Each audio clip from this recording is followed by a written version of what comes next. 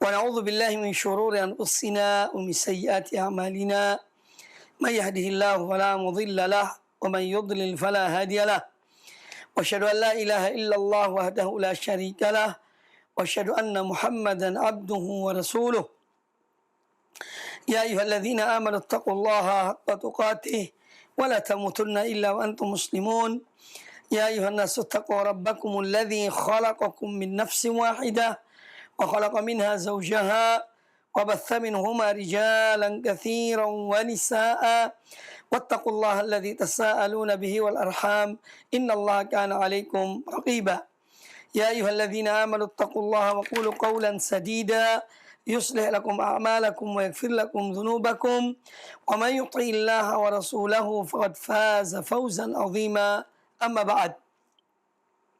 Kaum muslimin dan kaum muslimat, para pemirsa dan para pendengar televisi dan radio Roja dimanapun Anda berada, semoga senantiasa dirahmati Allah Subhanahu wa Ta'ala. Alhamdulillah, marilah kita senantiasa bersyukur pada Allah Azza wa Jalla atas berbagai nikmat dan karunia yang dianugerahkan kepada kita semuanya, terutama nikmat iman dan Islam, nikmat kesehatan, nikmat amal saleh, nikmat ilmu yang bermanfaat, dan berbagai macam nikmat yang Allah anugerahkan kepada kita. Maka falillahil hamdu awalan wa akhiran, hanya milik Allah segala pujian dari yang pertama sampai yang terakhir. Baik, kita lanjutkan, yaitu pembahasan hadis-hadis Nabi sallallahu alaihi wasallam dari kitab Riyadhus Shalihin min kalami Sayyidil Mursalin sallallahu alaihi wasallam. Pembahasan kita insyaallah pada kesempatan yang baik ini akan memasuki bab yang ke-113, yaitu babu karahatin nafkhi fi syarab. Kata Imam An-Nawawi rahimahullah ta'ala, bab tentang larangan yaitu meniup minuman yang di dalam bejana. Beliau membawakan ada dua hadis yang dibawakan oleh An-Nawawi rahimahullah ta'ala. Yang pertama, kata beliau rahimahullah, an Abi Sa'idin Al-Khudri radhiyallahu anhu qal, dari Abu Sa'id Al-Khudri radhiyallahu an, beliau berkata, anna Nabiy sallallahu alaihi wasallam naha 'anil nafkhi fi syarab, bahwasanya Nabi sallallahu alaihi wasallam larang dari meniup minuman yang dalam bejana. Faqala rajulun al-qadha' aroha fil ina. Kata seorang kepada Nabi sallallahu alaihi wasallam bahwa aku melihat ada suatu benda yang masuk dalam minuman itu. Faqala ahriqha, maka beliau mengatakan, yani ambillah sesuatu yang masuk itu kemudian buang. Faqal inni la arwa min nafasin wahidin. Qal fa'abinil qadah idzan anfika. Kata orang itu bahwa kalau misalnya minuman itu atau ada kotoran itu dibuang, aku tidak akan kenyang dengan minuman itu. Maka kata Nabi SAW, fa'abinil qadah idzan anfika, yani pisahkan, jauhkan mulutmu dari bejana tersebut. Jadi di sini adalah hadis yang sahih, yang mana seorang dia diingatkan oleh Nabi sallallahu alaihi wasallam tentang tidak bolehnya meniup pada minuman. Sehingga kemudian orang itu mengatakan bahwa ada sesuatu yang jatuh di minuman tersebut. Kata Nabi SAW, silakan dibuang yang jatuh itu. Ya. Yani ahriqha atau ariqha. Lalu orang itu mengatakan bahwa inilah arwa min nafasin wahidin. Jadi saya ini tidak puas dengan satu nafas itu atau dengan meniup minuman tersebut. Makanya kata Nabi SAW, kalau memang demikian maka jauhkanlah bejana itu dari mulutmu. Para ulama menyebutkan bahwa hadis ini menjelaskan kepada kita an-nahyu anin nafkhi fil ina, yaitu larangan meniup di bejana minuman. Lima yahdutsu atau yuhditsu anil akharin min nufur anil ma' wasyarab. Karena hal tersebut nanti akan menjadikan orang lain itu merasa jijik, ya, dan mereka tidak mau minum dari bejana itu dan minuman yang ada di bejana itu. Ini air yang ada di bejana tersebut. Kemudian barang siapa yang melihat ada satu benda yang masuk dalam minuman, hendaknya dia membuang benda itu, ya, yang masuk dalam minuman tersebut, kemudian dia meminumnya. Jadi bukan dengan meniup. Kemudian bahwa orang yang minum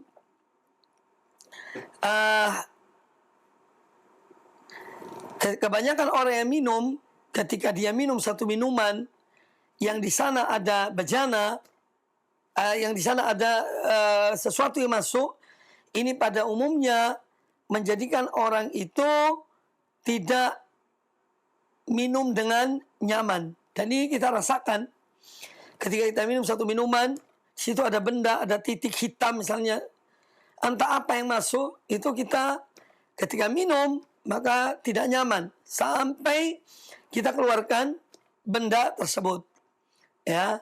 Sehingga dengan demikian seorang bisa minum dengan nyaman. Jadi di antara adab-adab yang diajarkan oleh Nabi Sallallahu Alaihi Wasallam, kalau ada benda yang masuk di minuman itu, bukan ditiup benda itu, tapi diangkat, dibuang, ya, atau dituangkan sedikit.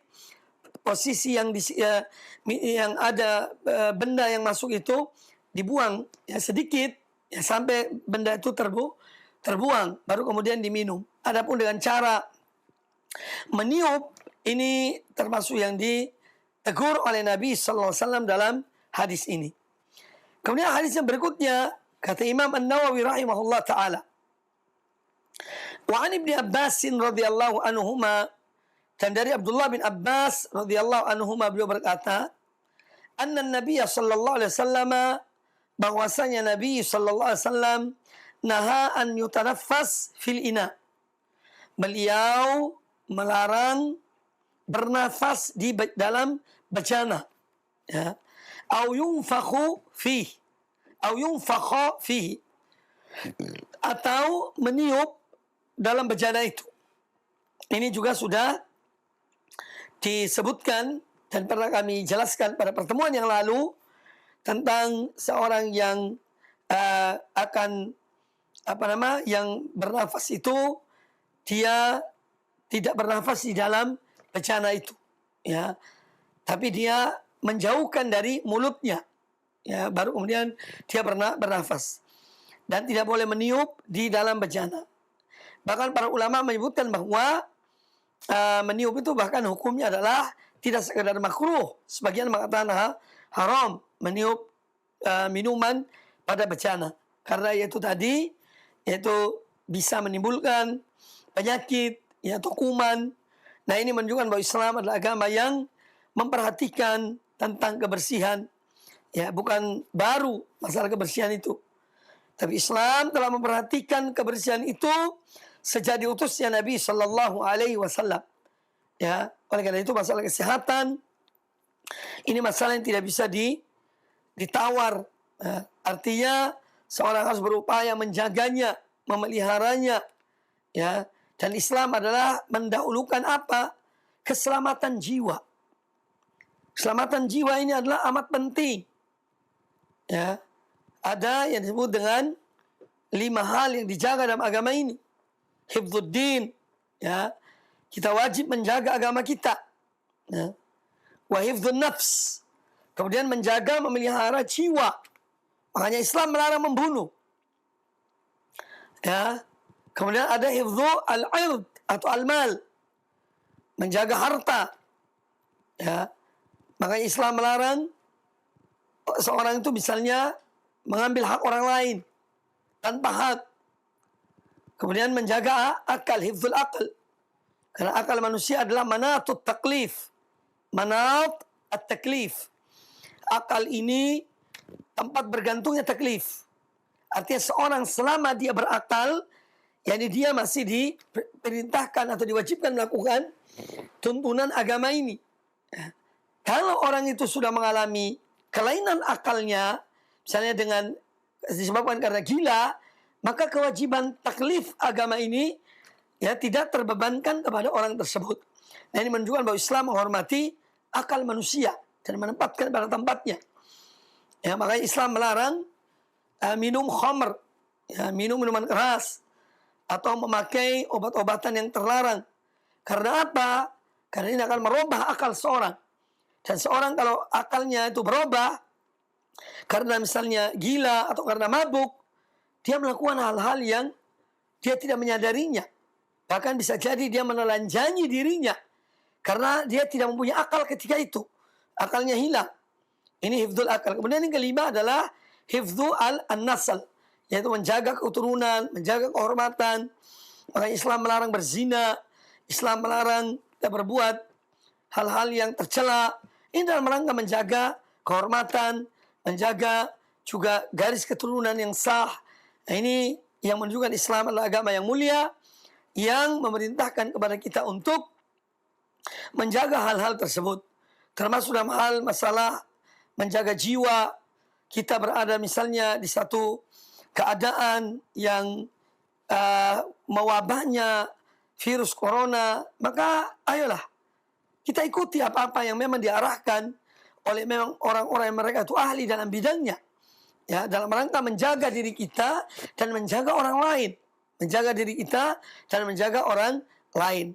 Ya, maka ketika ada perintah memakai masker, ya ini satu hal yang memang ya kita taati.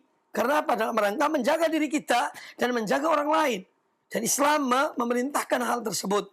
Islam memerintahkan hal tersebut.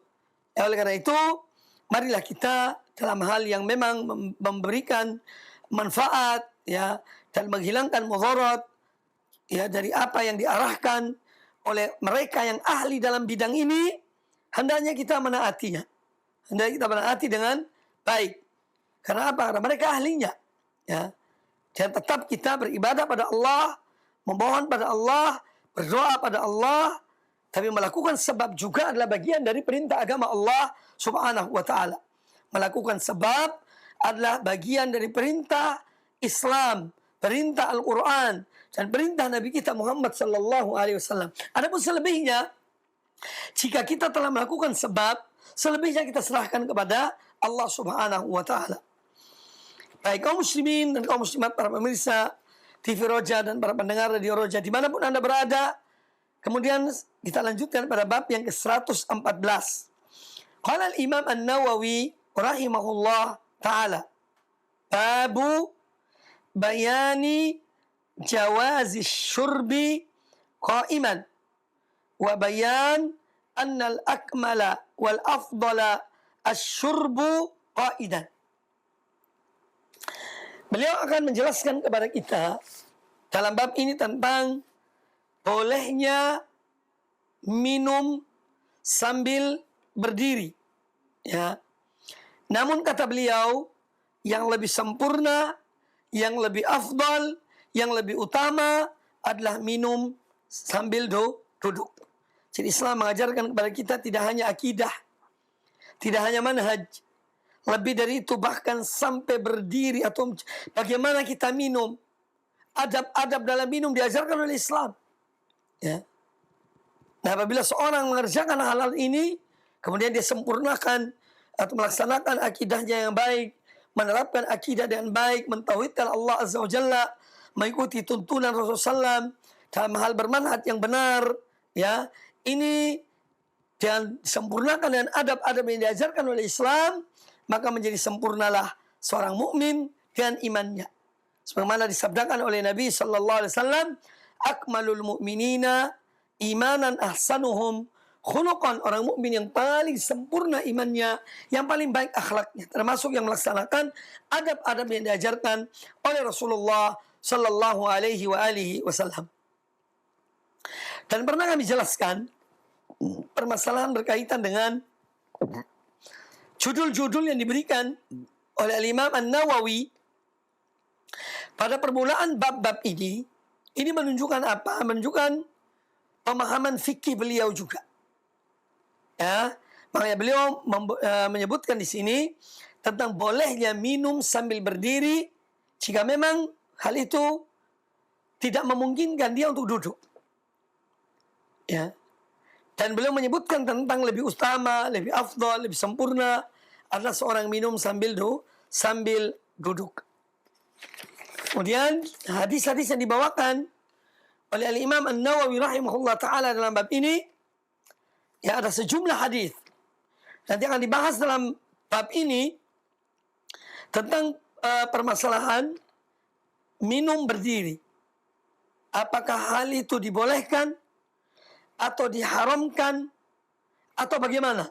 Nah, nanti kita akan membahas, kita akan melihat bagaimana pandangan para ulama tentang masalah ini.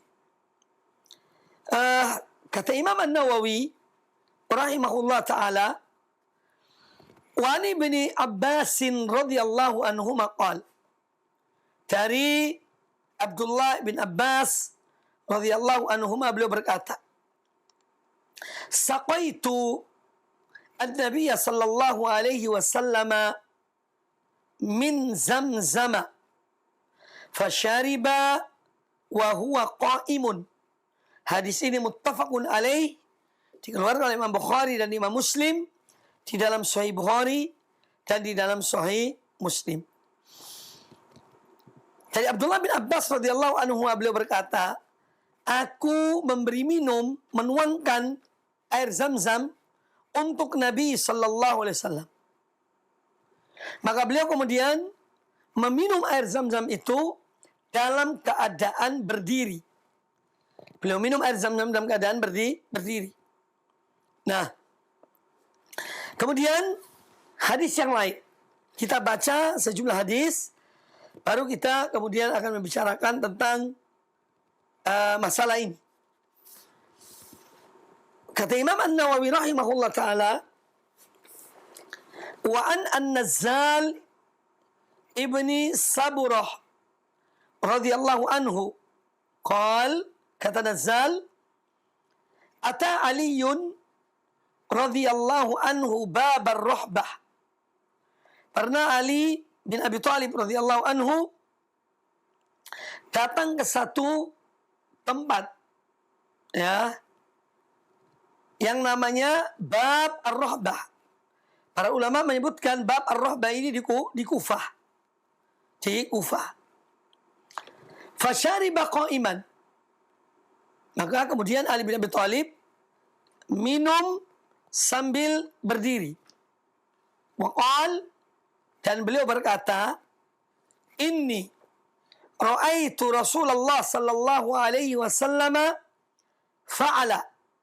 Sesungguhnya aku melihat Rasulullah sallallahu alaihi wasallam melakukan hal ini. Yani minum sambil berdiri. Kama ra'aitumuni fa'altu, sebagaimana kalian melihat aku melakukannya. Hadis riwayat Imam Al-Bukhari di dalam Sahih Al-Bukhari. Ya, jadi hadis yang kedua ini, ya, menjelaskan bahwa Ali bin Abi Thalib radhiyallahu anhu, ya, pernah dengan sengaja minum sambil berdiri dan dilihat oleh banyak orang. Lalu beliau mengatakan bahwasanya aku melakukan hal ini sebagaimana aku melihat Rasulullah melakukan hal tersebut. Dan kalian melihat apa yang aku lakukan ini. Para ulama menyebutkan, ya, bahwa hadis-hadis ini menjelaskan kepada kita tentang hadis yang pertama, bolehnya minum sambil berdiri dalam keadaan tertentu yang memang misalnya di tempat itu ada keramaian, banyak manusia padat di satu tempat, dan kita tidak mempunyai tempat untuk duduk. Maka dalam kondisi demikian, boleh seorang minum sambil berdiri. Sebagaimana dijelaskan oleh hadis Abdullah bin Abbas radhiyallahu anhuma. Aku pernah menuangkan air Zam-Zam untuk Nabi SAW. Kemudian beliau mengambil, minum air Zam-Zam itu dalam keadaan berdiri. Kemudian maka para ulama menyebutkan bahwa hadis ini menjelaskan bolehnya minum berdiri, ya minum sambil berdiri, ya dalam keadaan yang memang seorang tidak bisa duduk, ya di tengah keramaian orang, ya tidak ada tempat untuk duduk karena desakan banyaknya manusia, maka boleh seorang minum sambil berdiri. Atau yang kedua, boleh yang minum sambil berdiri ketika misalnya di satu tempat minum itu digantung. Tempat ini digantung. Dan ini dahulu terjadi, ya, di negeri-negeri Arab ketika itu, ya, bejana air itu digantung, ya, ketika digantung dan tidak mempunyai bejana seperti gelas atau yang lainnya untuk minum air tersebut, maka dibolehkan seorang minum sambil berdiri karena bejana itu tinggi dan digantung. Maka dia boleh membuka bejana itu kemudian minum sambil berdiri. Ini juga dalam kondisi yang memang tidak mungkin dia minum sambil duduk karena memang bejananya tinggi dan dia tidak mempunyai bejana lain untuk menuangkan air dari bejana yang tinggi itu, sehingga dia terpaksa minum sambil berdiri. Adapun hadis yang kedua, yaitu hadis Ali bin Abi Thalib radhiyallahu anhu,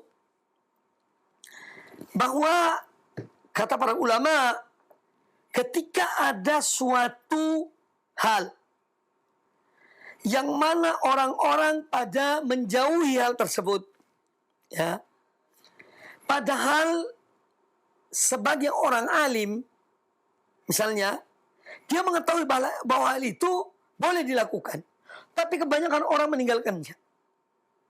Maka dalam hal demikian, boleh bagi orang alim itu untuk melakukan hal tersebut dalam rangka menunjukkan kebolehan melakukan hal yang dijauhi oleh manusia. Dalam rangka memberi contoh bahwa melakukan hal tersebut adalah boleh. Karena pada umumnya manusia meninggalkannya. Nah, ini yang dilakukan oleh Amirul Mukminin Ali bin Abi Thalib radhiyallahu anhu. Beliau ketika melihat bahwa manusia, banyak orang yang menjauhi minum sambil berdiri, maka beliau memberi contoh di tengah masyarakat, di tengah orang banyak, tentang bolehnya minum sambil berdiri. Ya, saya beliau lakukan apa yang beliau lakukan, dan bahkan beliau mengatakan, inni ra'aitu Rasulullah sallallahu alaihi wasallam fa'al. Sesungguhnya aku melihat Rasulullah melakukan hal tersebut. Kama ra'aitumuni fa'altu. Bagaimana kalian melihat aku melakukannya. Ya, jadi ini satu hal yang memang terkadang diperlukan untuk dicontohkan supaya masyarakat mengetahui. Sebagaimana pula yang dilakukan oleh Nabi sallallahu alaihi wasallam ketika beliau wukuf di Arafah. Beliau minum dari bejana di tengah keramaian orang. Ya, supaya orang-orang tidak mengira bahwa beliau sedang berpuasa. Ya, jadi beliau minum ketika di hari Arafah, wukuf di Arafah, beliau minum di tengah keramaian orang supaya mereka tahu bahwa hari itu bagi orang yang melakukan ibadah haji bukan hari untuk berpuasa. Ya, ini satu hal yang memang terkadang perlu dicontohkan kepada masyarakat.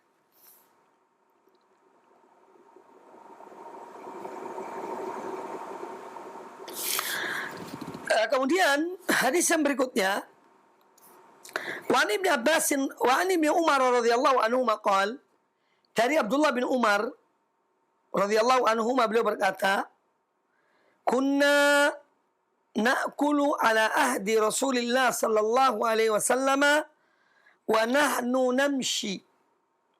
Dahulu kami makan di zaman Rasulullah sallallahu alaihi wasallam dalam keadaan berjalan.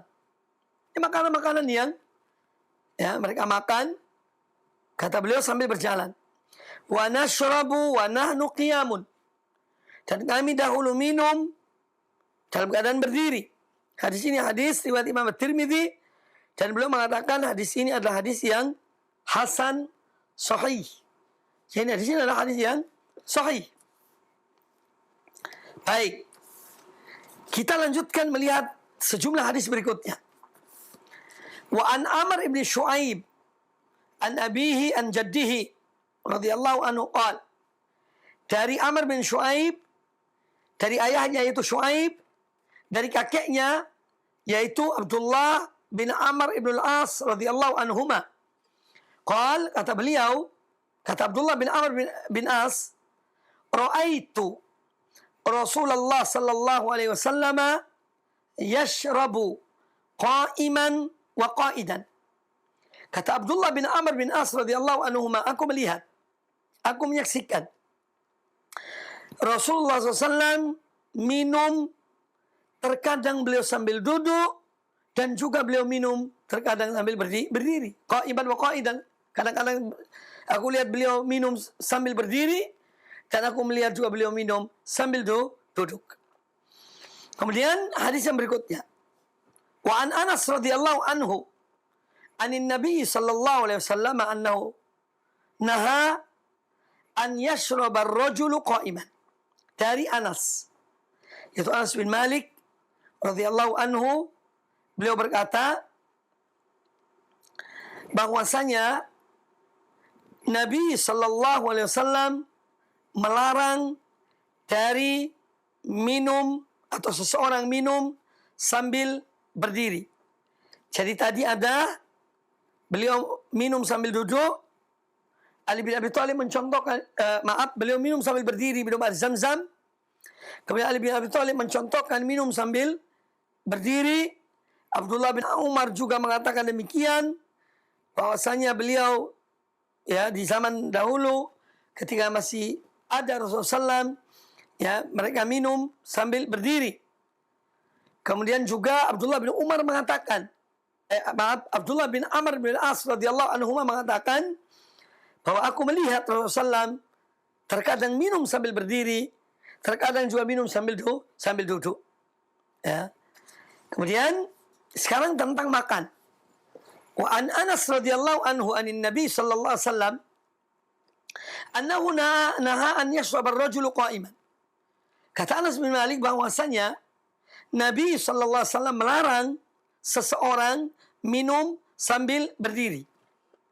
Qala Qatadah, kata Qatadah ini adalah murid dari Anas bin Malik. Murid dari Anas bin Malik. Kata Qatadah, faqulna li Anas. Maka kami pun berkata kepada Anas, fal aklu, kalau makan bagaimana? Karena Anas mengatakan bahwa Nabi SAW melarang seorang minum sambil berdiri. Kata Qatadah, kami bertanya, bagaimana kalau makan sambil berdiri? Kata Anas bin Malik, dzalika asyarru. Tentu itu lebih jelek. Au akhbath. Yani lebih buruk.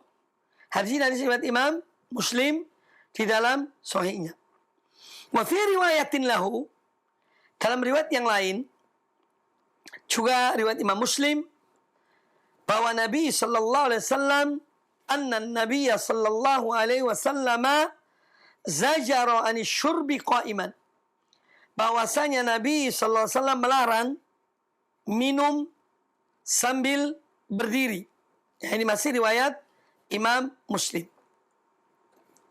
Hadis yang lebih dari itu, Kata Imam An-Nawawi rahimahullah ta'ala, wa an Abi Hurairah radhiyallahu anhu qala, dari Abu Hurairah radhiyallahu anhu beliau berkata, qala Rasulullah sallallahu alaihi wasallam, Rasulullah sallallahu alaihi wasallam bersabda, la yashrabanna ahadun minkum qa'iman, janganlah sekali-kali seorang di antara kalian minum sambil berdiri.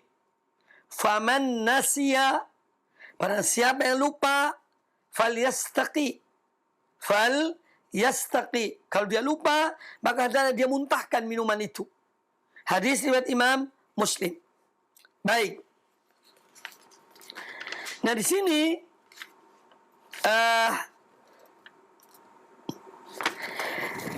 ada riwayat yang lain dikeluarkan oleh Imam Ahmad bin Hanbal, juga Imam Ad-Darimi, ya, dan yang lainnya dari Abu Az-Ziyad At-Tuhan. Kata beliau, sami'tu Abu Hurairah radhiyallahu anhu yaqul, aku mendengar Abu Hurairah radhiyallahu anhu berkata, anin Nabi sallallahu alaihi wasallam annahu, dari Nabi sallallahu alaihi wasallam bahwasanya beliau ra'a rajulun yashrabu qa'iman. Pernah beliau Rasulullah SAW melihat seorang minum sambil berdiri. Faqala lahu qih. Maka Nabi SAW mengatakan kepada orang itu, muntahkan. Qal, kata orang itu kepada Nabi SAW, lima. Ini kenapa? Mengapa aku harus muntahkan? Qal, kata Nabi SAW, ayasurruka an yashraba ma'akal hirru? Apakah kamu mau minum bersama kucing? Mau apa tidak? Qal, la. Kata orang itu tidak. Qal, fa innahu qad syaribak ma'aka man huwa syarrun minhu. Karena sungguhnya ada yang minum bersamamu yang lebih jelek daripada seekor kucing. As-syaitan, yaitu syaitan. Jadi ketika engkau minum berdiri, itu syaitan bersamamu minum. Yang mana syaitan tentu lebih jelek daripada kucing. Ya. Lebih jelek daripada kucing. Ini disebutkan bahwa hadis ini adalah hadis yang sahih. Baik. Tentu di dalam masalah ini kita jumpai sejumlah hadis Nabi sallallahu alaihi wasallam. Ya. Ada hadis-hadis yang membolehkan minum sambil berdiri. Ada hadis-hadis yang melarang minum sambil berdiri. Ya, ini seakan-akan hal-hal yang kontradiktif, yang berlawanan. Makanya para ulama di dalam masalah ini secara singkat saya katakan, ya, ada sebagian ulama yang mengikuti madhab tarjih. Jadi mereka melihat hadis-hadis itu, mana hadis-hadis yang kuat, ya, yang sahih, itu yang mereka kuatkan, ya, dalam hal hukum ini. Kalau misalnya yang kedua, ada yang menempuh jalan nasakh, yakni menghapus, bahwa hukum yang kedua menghapus hukum yang pertama. Ini namanya dengan jalan an-nasakh. Kemudian yang ketiga, dan ini yang utama sebetulnya, yaitu dengan at-tarjih. Dengan al-jama'. Ya. Dan selama hadis-hadis itu boleh dijama', bisa dikumpulkan, ya, bisa dikompromikan, maka itu adalah jalan yang terutama, cara yang terbaik di dalam menetapkan satu hukum yang mana misalnya dalam hukum itu ada semacam kontradiktif, ya, semacam hal yang berlawanan. Ini membolehkan, ini tidak membolehkan, ya. Padahal di satu masa bersama Nabi SAW, maka para ulama ada yang mengambil dia jalan mencari hal-hal penunjang yang menguatkan hadis dari salah satu hukum itu. Kemudian mereka mengambil hukum tersebut. Ada juga mereka yang mereka mengatakan dengan nasakh. Hukum itu dihapus. Ya, hukum yang kedua menghapus hukum yang pertama. Seperti dalam ziarah kubur. Nabi SAW dahulu melarang umatnya ziarah kubur. Tapi kemudian beliau membolehkan. Ini namanya nasakh. Jadi hukum yang kedua itu yang membolehkan menghapus hukum yang pertama. Dan yang ketiga adalah jalan, yaitu dengan jamak, mengumpulkan antara dua hal ini. Bagaimana menjamaknya? Para ulama menyebutkan bahwa dalam hal ini ada hadis-hadis yang membolehkan dan ada hadis-hadis yang melarang. Maka hadis-hadis yang melarang minum sambil berdiri itu ada hal-hal yang menguatkan. Di antaranya adalah larangan minum sambil berdiri karena sebab adanya syaitan yang menyertai seorang dalam minum itu. Dia hidup minum bersama syaitan. Kemudian Nabi SAW pernah menegur ada orang yang minum sambil berdiri. Ditegur oleh Nabi SAW. Dilarang oleh beliau. Kemudian beliau memerintahkan orang yang minum sambil berdiri untuk dimuntahkan. Nah, ini para ulama cenderung mengambil hadis-hadis ini tentang larangan minum sambil berdiri. Jadi ini yang lebih dikedepankan. Adapun dalam kondisi tertentu yang seorang tidak mungkin duduk untuk minum, maka hal itu dibolehkan minum sambil berdiri. Jadi ini cara untuk menjamak. Jadi pada dasarnya minum sambil berdiri itu hal yang dilarang, tapi dalam kondisi tertentu seorang misalnya tidak mungkin dia duduk karena memang tidak ada tempat duduk, karena banyak manusia atau yang lainnya, sehingga dia dengan terpaksa harus minum berdiri, maka dia dibolehkan minum sambil berdiri. Ini jalan yang terbaik yang diambil dalam masalah yang disebutkan dalam hadis-hadis tadi yang kita bahas tentang apakah boleh atau tidak minum sambil berdiri. Jadi pada dasarnya minum itu dianjurkan, diperintahkan sambil duduk. Bahkan larangan-larangan minum sambil berdiri itu termasuk kuat. Karena disebutkan oleh Nabi SAW bahwa setan bersama orang yang minum bersama orang yang minum sambil berdiri. Kemudian beliau melarang orang yang minum sambil berdiri. Dan seterusnya dari apa-apa yang disebutkan tadi, sehingga para ulama mengambil kesimpulan, atau sebagian ulama mengambil kesimpulan bahwa pada dasarnya minum sambil berdiri itu adalah dilarang, dilarang. Bahkan Nabi SAW menyuruh untuk memuntahkannya. Ini menunjukkan kerasnya larangan itu, kecuali dalam kondisi darurat. Dalam kondisi yang memang seorang tidak mungkin minum sambil duduk, maka dia dibolehkan minum sambil berdiri. Wallahu ta'ala a'lam. Kemudian bab yang berikutnya, bab yang ke-115. Babu istibabi kauni saqil qaumi akhirahum syurban. Bab tentang orang yang memberi minuman itu hendaklah dia yang terakhir minum. Sebagaimana disebutkan saqil qaum akhiruhum.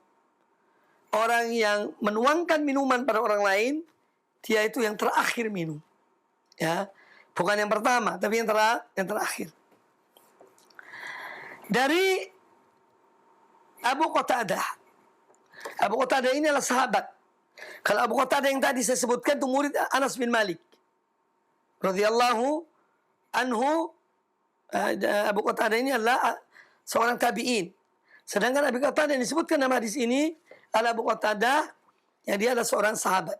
An Abi Qatadah radhiyallahu anhu anin Nabi sallallahu alaihi wasallam qala.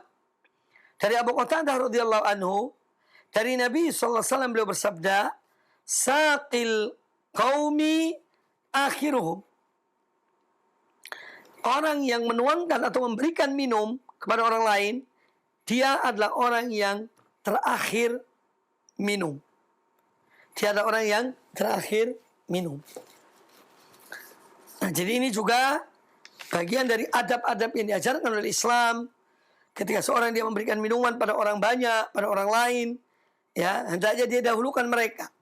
Hendaknya dia mendahulukan mereka. Dan dia adalah yang terakhir untuk minum dari apa yang dia tuangkan kepada orang lain. Kemudian tentu hadis ini juga menjelaskan kepada kita, ketika seorang dia diberikan amanah ya terhadap umat ini, hendaknya dia selalu mendahulukan orang lain. Yakni jangan justru mementingkan dirinya yang pertama kali, tidak. Tapi pentingkanlah orang lain, utamakanlah orang lain. Apalagi dia diberikan amanah oleh umat, diberikan amanah oleh Allah Subhanahu wa taala untuk memimpin, maka hendaknya dia tetap memperhatikan dan mendahulukan yang lainnya. Ya, itu rakyatnya atau umatnya, ya itu didahulukan. Kemudian juga hadis ini menjelaskan kepada kita tentang apa yang disebut dengan al-ithar.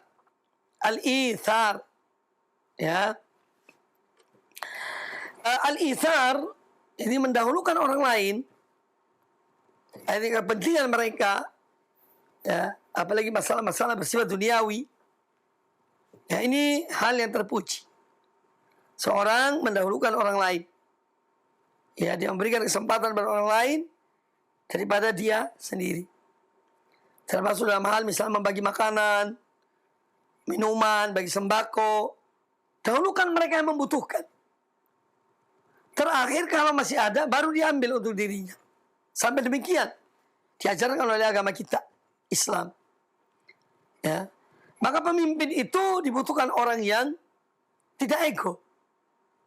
Orang yang betul-betul mau mendahulukan kepentingan orang lain, kepentingan orang banyak. Ini salah satu sifat dari seorang pemimpin. Ya. Sifat yang mulia dari seorang pemimpin. Kemudian hadis ini menjelaskan kepada kita tentang upaya untuk melatih diri bersabar. Karena orang yang menuangkan minuman untuk orang lain, sementara dia disuruh terakhir minum, ini memerlukan kesabaran. Ya, memerlukan kesabaran. Ya. Terkadang mungkin dia tidak dapat dari minuman itu. Karena terbagi semua kepada orang lain. Ya dia mau tidak mau harus sabar, sudahlah. Memang bukan rezekinya. Ya.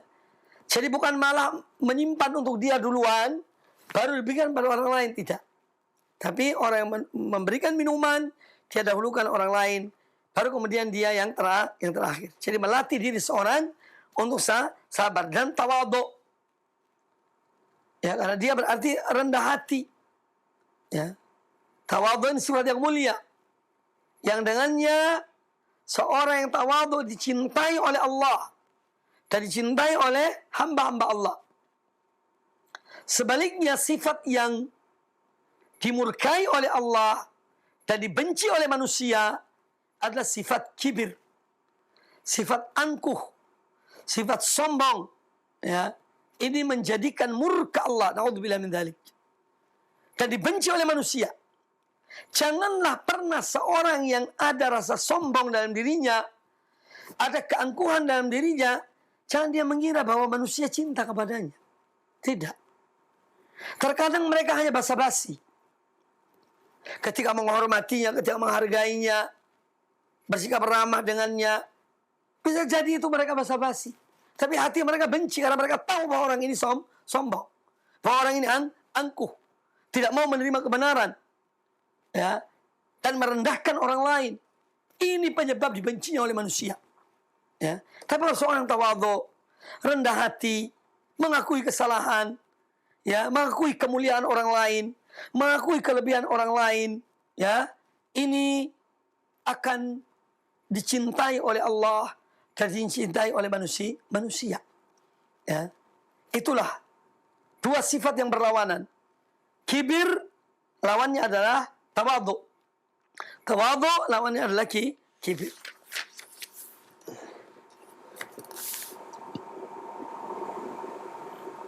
Kemudian hadis yang berikutnya. Kita lanjut bab yang berikutnya. Yaitu bab yang ke-116. Kata Imam An-Nawawi rahimahullah ta'ala, babu jawazi syurbi min jami'il awani at-tahirati ghairi adh-dhahabi wal fiddati. Bab tentang dibolehkannya minum dari semua jenis bejana yang suci. Ya, bab tentang dibolehkannya minum dari semua jenis bejana yang suci. Kecuali dua. Ya, selain dua bejana yang dilarang kita minum darinya atau makan dengan menggunakannya adalah al-dhahab wal fiddah. Al-dhahab dan al-dhahab wal fiddah, yaitu emas dan perak. Kita dilarang makan dan minum dan menggunakan bejana terbuat dari emas dan atau dari perak. Wa jawazil kara'. Kemudian pula dibolehkan minum secara langsung. Al-kar'u huwa asyurbu bil fami minan nahri wa ghairihi. Al-kar'u yaitu minum secara langsung. Misalnya seorang haus ya, di satu perjalanan tidak mempunyai air, kemudian mereka melihat sungai jernih ya. Maka orang ini turun, kemudian dia langsung minum dari sungai itu. Ya, langsung disedot air itu, diminum langsung. Ini namanya al-kar'. Ya, ini dibolehkan, artinya tidak dilarang. Ya, bighairi wala.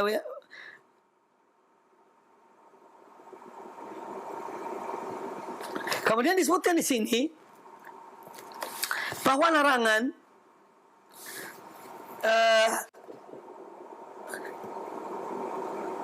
minum dari emas, dari bejana terbuat dari emas dan perak ini adalah larangan yang memang sudah ditegaskan oleh banyak dalil. Mengapa demikian? Karena itu adalah Allah berikan kepada orang-orang kufar di dunia ini. Adapun orang-orang beriman, mereka akan minum di surga kelak. Dan seizin Allah dan rahmat Allah, karunia Allah, jalan Allah minhum. Semoga Allah menjadikan kita dari mereka yang akan diberikan bejana emas dan perak di surga, bukan di dunia. Adapun hadis-hadis yang dibawakan oleh An-Nawawi rahimahullah dalam bab ini, yang pertama,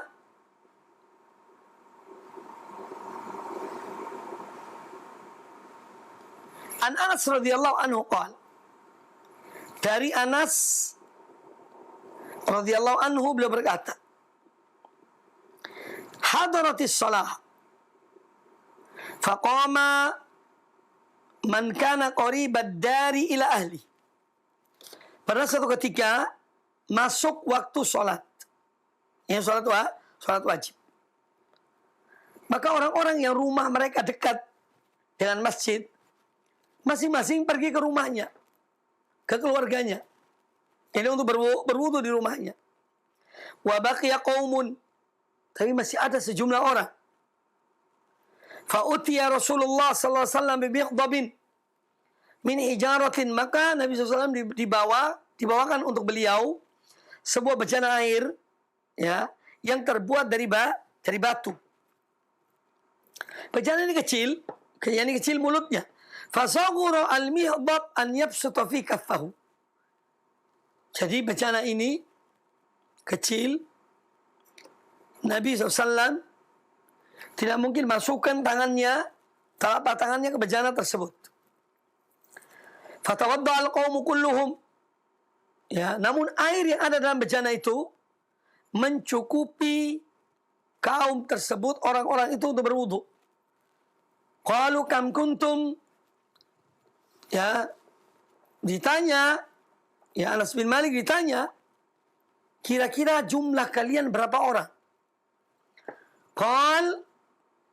Kata beliau, thamanina wa ziyadah. Jumlah kami lebih dari 80. Hadis ini muttafaqun alaih, riwayat Imam Bukhari dalam sahihnya. Wa fi riwayatin lahu wa li Muslim, dan dalam riwayat yang lain juga diriwayatkan oleh Imam Bukhari dan diriwayatkan oleh Imam Muslim dari Anas bin Malik radhiyallahu anhu, anna Nabi sallallahu alaihi wasallam da'a bi ina'in min ma'in. Pernah Nabi SAW menyuruh untuk membawa bejana yang berisi air. Fa'utiya biqadahin rohrohin. Maka beliau dibawakan kepada beliau sebuah bejana, ya, terbuat dari kayu, ya, biqadah, bejana yang terbuat dari kayu, rohroh. Rohrohin artinya, kata para ulama, yakni permukaannya lebar tapi pendek, tidak tinggi. Jadi bejana besar, permukaannya lebar tapi dangkal, tidak dalam. Maka dibawakan bejana itu kepada Nabi SAW, fihi syai'un min ma'in. Dalam bejana tersebut ada sedikit air. Fawadha'a asabi'ahu fihi. Maka Nabi SAW meletakkan jari jemarinya di dalam bejana itu. Qala Anas, kata Anas bin Malik radhiyallahu anhu, faja'altu anduru ilal ma'. Maka aku pun melihat air, ya, yambu'u min baini asabihi. Aku melihat air itu keluar mengalir dari, ya, antara jari jemari Rasulullah sallallahu alaihi wasallam. Fahazartu man tawadda'a ma baina as-sab'in ila 80.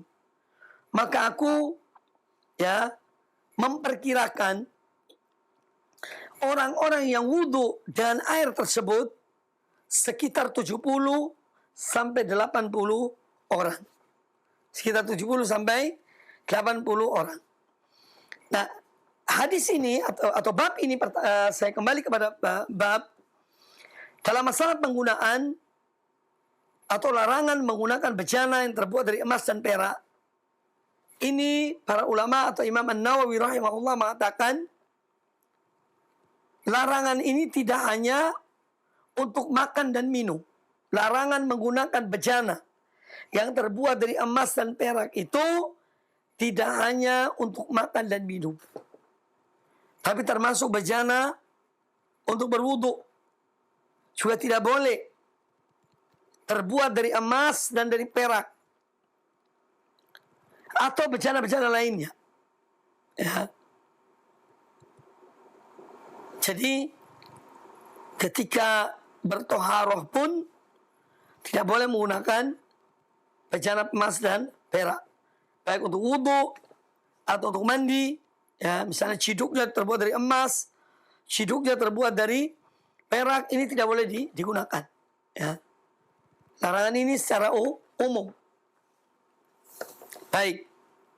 Hadis yang baru kita dengar, hadis Anas bin Malik radhiyallahu anhu, ini menjelaskan kepada kita tentang mukjizat yang Allah berikan kepada Nabi sallallahu alaihi wasallam. Mukjizat terpancarnya air dari jari jemari beliau, mengalirnya air dari jari jemari beliau, ya. Dan ini menunjukkan kekuasaan Allah Subhanahu wa taala, kebesaran dan keagungannya jalla jalaluhu, sehingga Allah menunjukkan kebenaran Nabi SAW.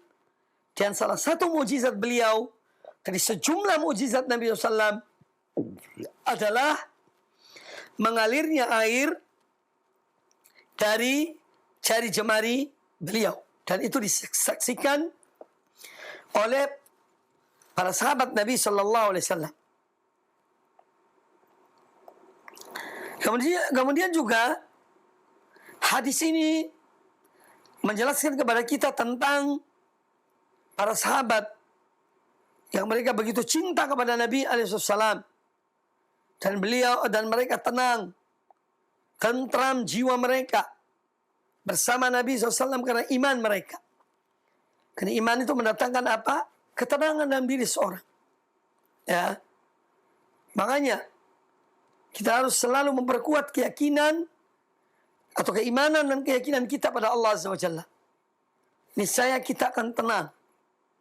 Orang yang tidak tenang dalam menghadapi kehidupan ini, ya, itu menunjukkan kelemahan imannya. Menunjukkan kelemahan imannya. Hidup ini diuji oleh Allah Ta'ala. Dan berbagai macam ujian. Ujian itu dihadapi dengan sabar. Dihadapi dengan tawakal pada Allah Ta'ala. Serahkan pada Allah Ta'ala. Ya. Jangan gelisah. Ada orang baru diuji sedikit sudah dianggap itu kiamat. Ya, padahal baru mendapat ujian. Sedikit ujiannya. Tak ada apa-apanya ujian itu. Wah, sudah dianggap ini seperti kiamat. Ya. Maka dari itu, seorang mukmin yang beriman pada Allah Ta'ala, kalau diuji oleh Allah Ta'ala, hendaknya dia itu tenang. Ya, dan tawakal. Yakin pada Allah Subhanahu wa Ta'ala. Setiap ujian itu ada jalan keluarnya. Setiap ujian itu ada hikmahnya. Ada hikmahnya. Baik. Jadi para sahabat Nabi sallallahu alaihi wasallam radhiyallahu anhum ajma'in, mereka semakin mantap yakin dengan kebenaran yang dibawa oleh Rasulullah sallallahu alaihi wasallam, karena mereka menyaksikan mujizat beliau alaihi salatu wassalam. Kemudian juga hadis ini menjelaskan kepada kita bahwa seorang itu boleh, ya, dia itu berwudu setelah masuknya waktu. Setelah masuk waktu sholat, baru kemudian dia mencari air dan dia berwudu. Meskipun mungkin terkadang lebih utama seorang menyiapkan dirinya sebelum masuk waktu. Misalnya tinggal 10 menit, 15 menit, dia wudu. Ya, ini tentu akan lebih tenang. Ya, lebih khusyuk dalam ibadahnya. Ya, namun tidak mengapa seorang berwudu atau bersuci setelah masuknya waktu sholat.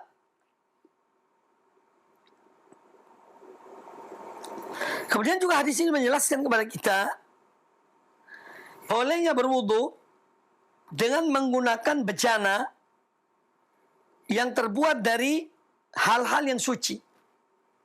Seperti terbuat dari kayu, terbuat dari batu, kalau sekarang yang terbuat dari beling, ya, terbuat dari plastik. Ya. Yang dilarang ada dua. Menggunakan bejana yang terbuat dari emas dan perak. Ini yang tidak dibolehkan. Tapi selain itu, selama itu bersih, selama itu suci, maka tidak mengapa seorang menggunakan bejana-bejana itu untuk berwudu atau bersuci. Kemudian juga berwudu dengan air yang secukupnya. Kita dilarang berwudu dengan sikap tabdzir, membuang-buang air. Tapi berwudulah dengan sewajarnya, dengan air yang secukupnya, ya, sehingga tidak israf, tidak kemudian menghambur-hamburkan, berlebihan dalam menggunakan air. Ya, karena memang Islam mengajarkan kepada kita pola hidup sederhana, pola hidup secukupnya, ya, tidak berlebihan, tidak tabdzir, juga tidak bersikap tabdzir. Ini yang diajarkan oleh Islam. Meskipun orang itu kaya, meskipun air itu banyak, ya, tapi dalam berwudu kita tetap dianjurkan untuk menggunakan air secukupnya, ya, tidak berlebihan. Karena ada sebagian orang yang ditimpa penyakit was-was. Itu kalau menggunakan air wudu itu bisa 1 ember besar hanya untuk berwudu. Jadi itu tidak benar. Kenapa? Ini sikap tabdzir. Ya. Maka dia harus menghilangkan was-wasnya. Sikap was-was ini harus dihilangkan dari dirinya. Ya, jangan kita ikuti was-was itu. Karena dia dari syaitan. Baik, kita lanjutkan dengan hadis yang berikutnya. Dari Abdullah bin Zaid radhiyallahu anhu qala. Dari Abdullah ibnu Zaid radhiyallahu anhu beliau berkata, Atana Nabi sallallahu alaihi wasallam, pernah kami didatangi oleh Nabi sallallahu alaihi wasallam. Fa akhrajna lahu ma'an fi taurin min sufrin fatawadda'a. Maka kami keluarkan untuk beliau air yang dalam sebuah bejana yang terbuat dari sufur. Sufur itu nuhas, dari timah. Ya, dari timah. Kami keluarkan bejana terbuat dari timah, maka beliau kemudian berwudu dengan bejana tersebut. Jadi intinya di sini bahwa kita dibolehkan berwudu dengan atau bersuci dan menggunakan bejana yang terbuat dari aluminium, dari timah.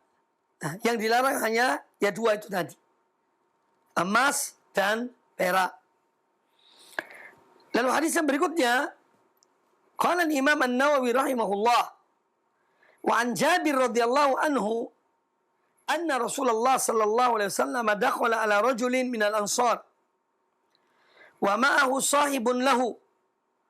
Faqala Rasulullah sallallahu alaihi wasallam, in kana indaka ma'un bata hadhihi laylata fi shannatin wa illa qara'na.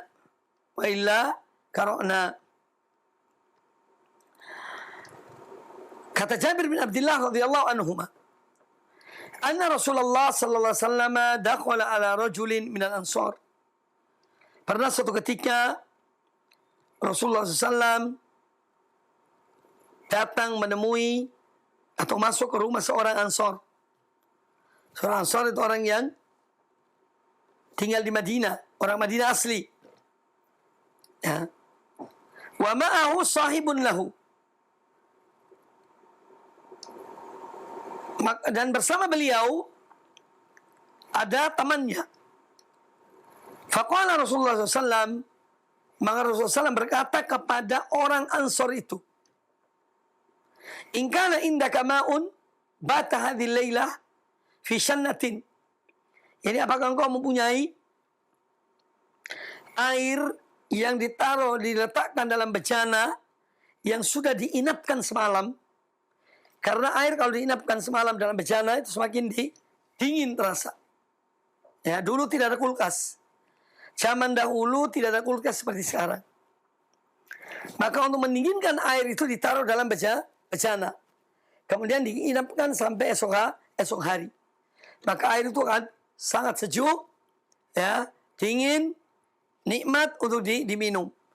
Oleh karena itu Nabi SAW bertanya pada orang ini, in kana indaka ma'un bata hadhihi laila fi shannatin. Ini kamu punya air enggak yang sudah menginap satu malam dalam sebuah bejana? Wa illa qara'na. Ya, kalau tidak kami akan langsung minum.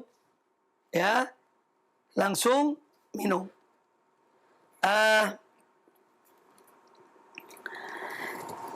Dua hadis ini, hadis yang pertama yaitu Nabi SAW pernah datang ke rumah Abdullah bin Zaid radhiyallahu anhu. Kemudian mereka mengeluarkan bejana yang terbuat dari timah yang berisikan air untuk berwudu, lalu beliau berwudu. Kemudian beliau mendatangi seorang Ansor di rumahnya. Ini menunjukkan apa? Bahwa Rasulullah sallallahu alaihi wasallam orang yang selalu memperhatikan para sahabatnya. Beliau mendatangi rumah mereka, beliau melihat keadaan mereka alaihi salatu wassalam. Ya. Karena ini apa? Akan menambah kecintaan. Juga bisa memperhatikan keadaan-keadaan mereka. Mungkin ada yang susah, bisa dihibur. Mungkin ada orang yang fakir, bisa dibantu. Dan inilah sifat mulia, ya, dan tawadhu, rendah hati Nabi sallallahu alaihi wasallam. Makanya Allah muliakan beliau. Beliau adalah orang yang tawadhu. Ar-Rasul alaihissalatu wassalam adalah seorang yang sangat tawadhu, rendah hati. Beliau tidak pernah sombong. Beliau tidak pernah angkuh.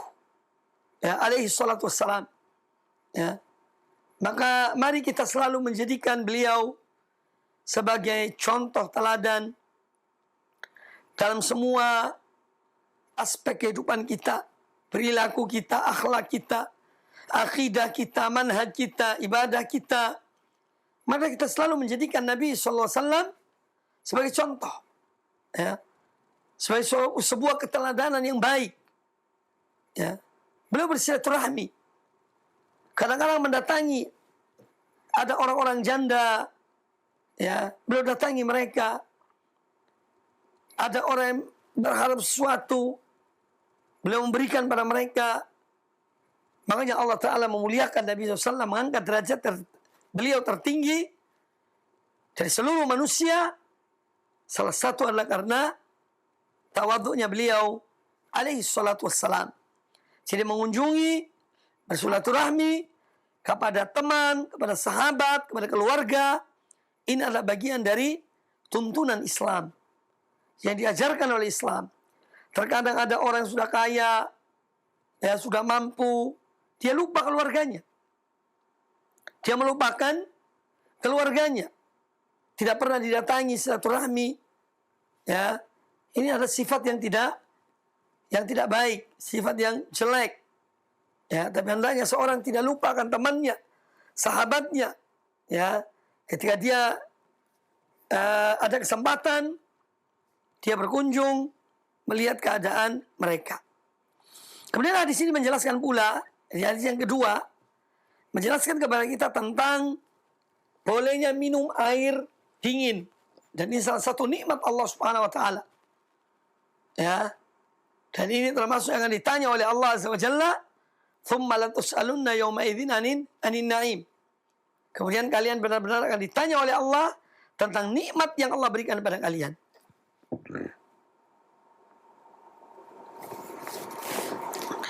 Kemudian juga hadis ini menjelaskan kepada kita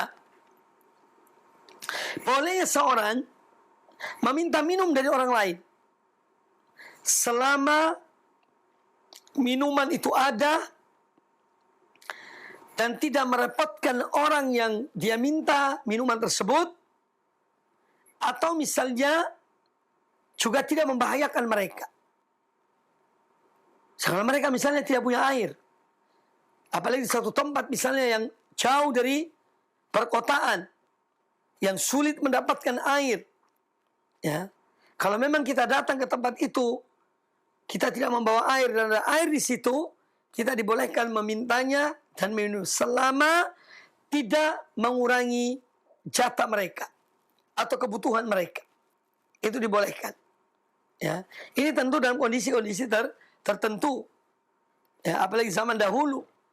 Kalau zaman sekarang alhamdulillah ya air melimpah. Di mana-mana ada air.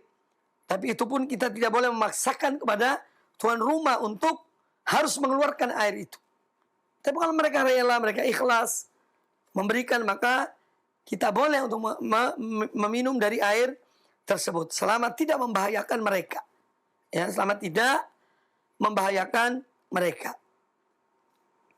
Kemudian juga hadis ini menjelaskan kepada kita tentang misalnya ketika seorang mencampur air dengan susu untuk memperbanyak susu itu, dicampur air untuk minum, para ulama mengatakan ini tidak mengapa.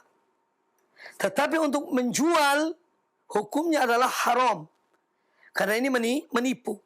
Ya, ghish. Ghish itu adalah menipu. Ya, curang.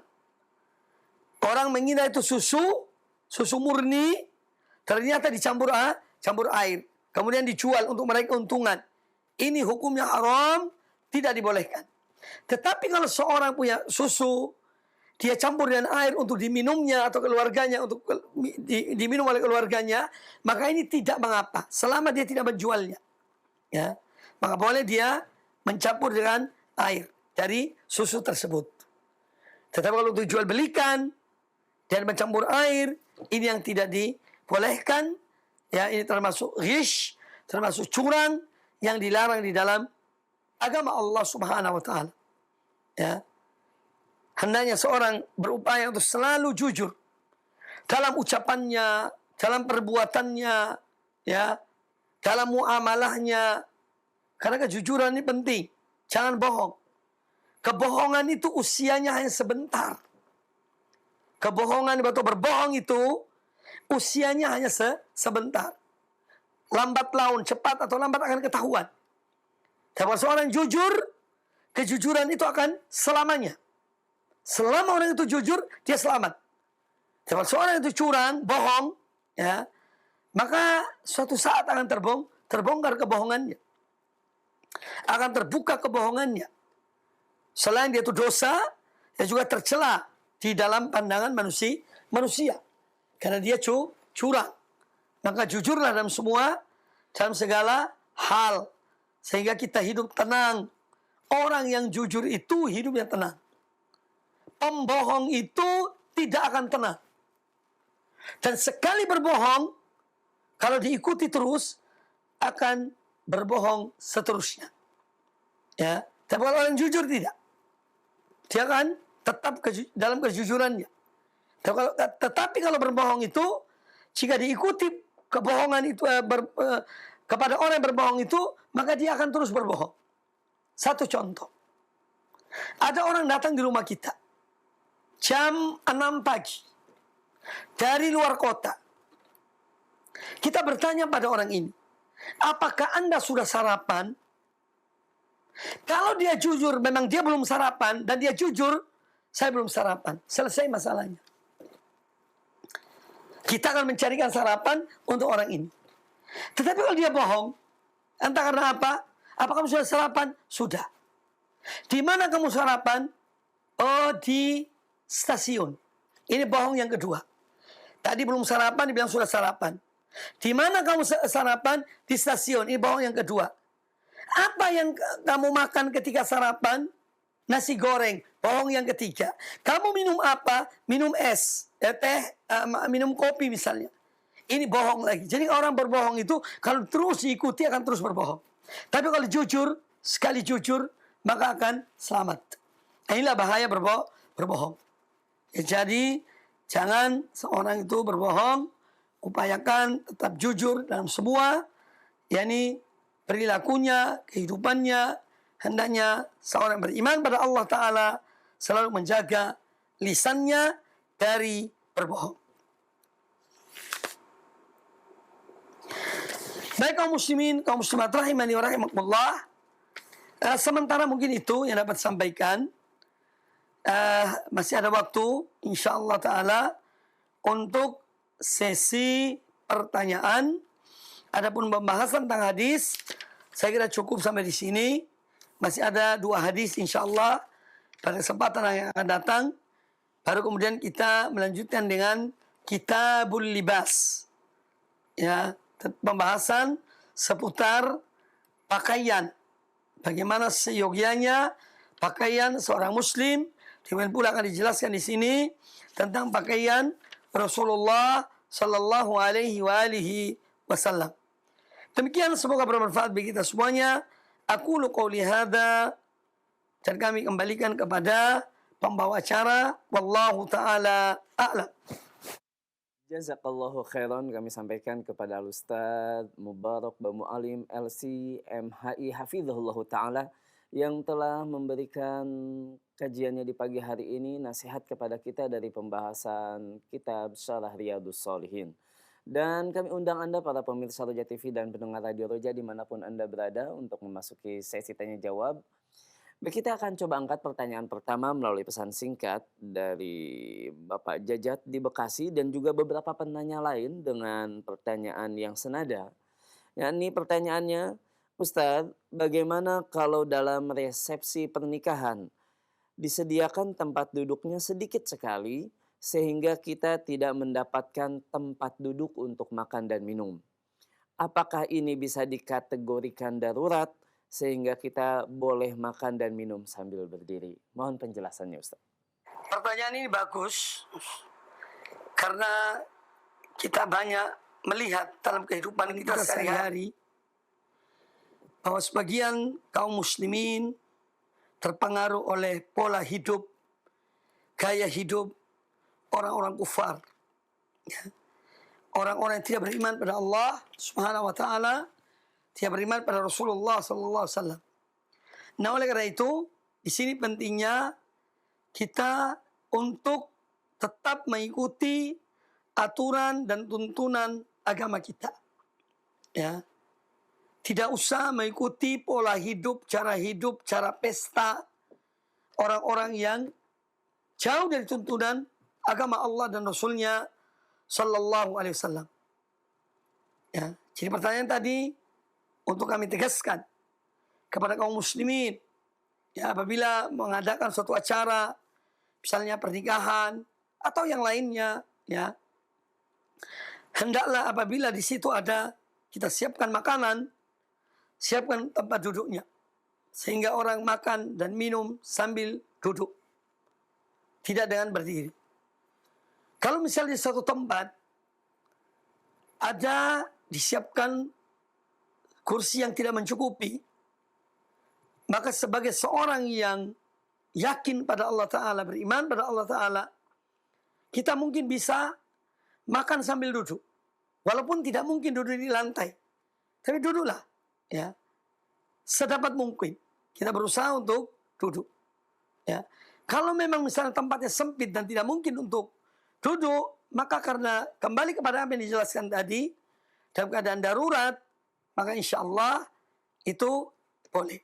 Tapi dalam keadaan betul-betul tidak mungkin untuk seorang duduk. Namun ketika dia ada kesempatan untuk duduk, walaupun tidak di kursi, maka hendaknya dia berusaha untuk duduk.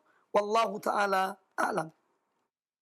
Jazakallahu khairan Ustadz atas penjelasannya. Semoga menjadi solusi bagi banyak penanya yang bertanya tentang hal seperti ini. Dan untuk berikutnya kita akan coba angkat penanya melalui line telepon. Kami persilahkan. Assalamualaikum. Waalaikumsalam warahmatullahi wabarakatuh. Dari siapa di mana Bapak? Dari Abu Yudo di Basura City. Masya Allah. Silakan Bapak. Ya.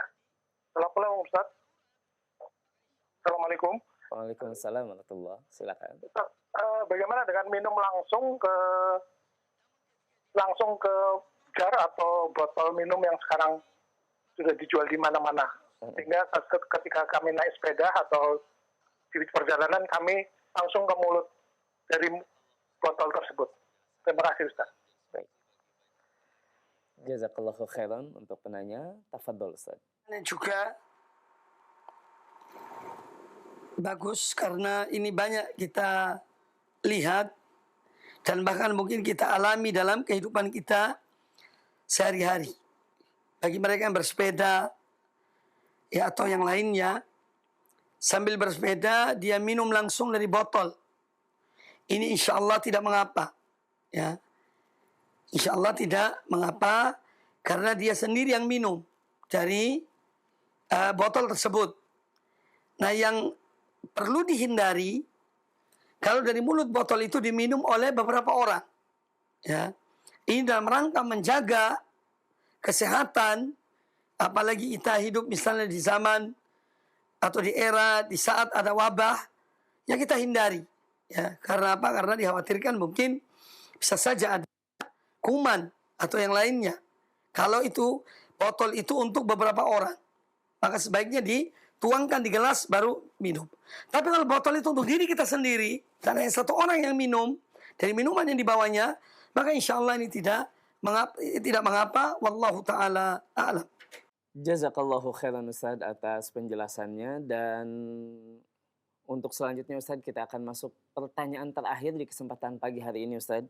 Kita akan angkat pertanyaan dari pesan singkat dari hamba Allah di Tanah Wolio. Ingin bertanya, Ustaz, ana sering silaturahim di rumah saudara dan sahabat dan terkadang disuguhi dengan minuman kopi atau teh dalam keadaan panas. Oleh tuan rumah dipersilahkan minum tapi karena masih terlalu panas, sebelum minum terlebih dahulu ana tiup dengan maksud untuk mengurangi panasnya minuman tersebut.